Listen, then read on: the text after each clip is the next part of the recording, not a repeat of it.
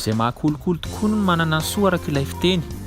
Ny voninkazo dia anisan'ny vokatra mahavariana indrindra raha jerena ireo karazany maro, ny hatsaran-tarehiny, ireo fofona. Tsy ny vehivavy intsony akory no miditra amin'ny fandraharahana ny voninkazo am-pamitona misy antsika izao. Ny fepetra takiana dia ny fahaizanao amin'ny kolokolo tsara izany voninkazo izany.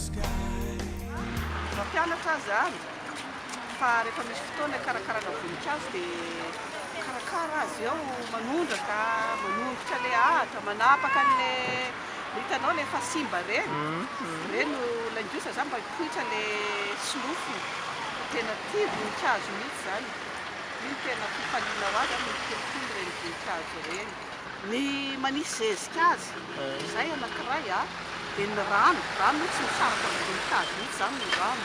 Azonao fa mila kolokoloina ka ohatran'ny kolokolo zanaka ihany na ilaina fikolokoloina le voninkazo zay tena tia mihitsy tsy dia manana zaridaina ngeza zany fa eo an-davaranga nefa misy karazana voninkazo eo amin'ny lavaranga, begonia, misy voninkazo be da be zany.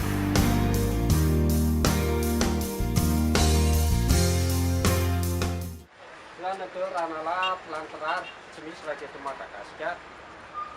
Fahastantasy be sy ambatom-bazaka iny tena betsaka anazy. Fikarakarana anazy ny azom-bosiny zezika ao anatiny. Fikarakarana anazy ao anatin'ny herinandro 3 no manondraka. Izy mety natao anaty foana antony any ambony hazo. I will call your name by night. $40,000 Izy anisany lehilahy. Babory zao fa riano izany fandrana. Toa zao misy kelikely majinijinika any aminazy. Toa zao $25,000. Toko koa le Anisan'izay manan-karena raha ny tanintsika malagasy. Voajanahary na ireo nafarana dia efa loharan-daza ho an'ny firenentsika izany.